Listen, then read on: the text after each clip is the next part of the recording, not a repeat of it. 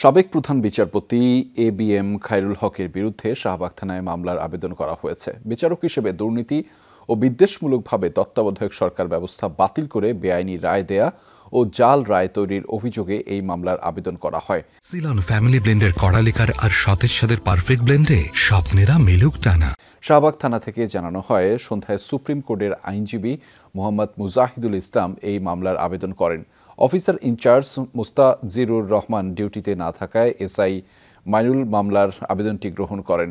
মামলার আবেদনে দেখা যায়, বিচারপতি খায়রুল হক সাবেক প্রধানমন্ত্রী শেখ হাসিনার কথায় প্রভাবিত হয়ে ওই রায় দিয়েছেন। অবসর শেষে ভালো পদায়নের লোভে 2011 সালের 10 মে সংক্ষিপ্ত আদেশটি পরিবর্তন করে বেআইনিভাবে 2012 সালের 16 সেপ্টেম্বর উক্ত আপিল মামলার পূর্ণাঙ্গ রায় প্রকাশ করেন। আবেদনে আইনজীবী বলেন, তার বেআইনি রায়ের দরুন সারা দেশের ভোটারদের অধিকার হরণ করা হয়েছে।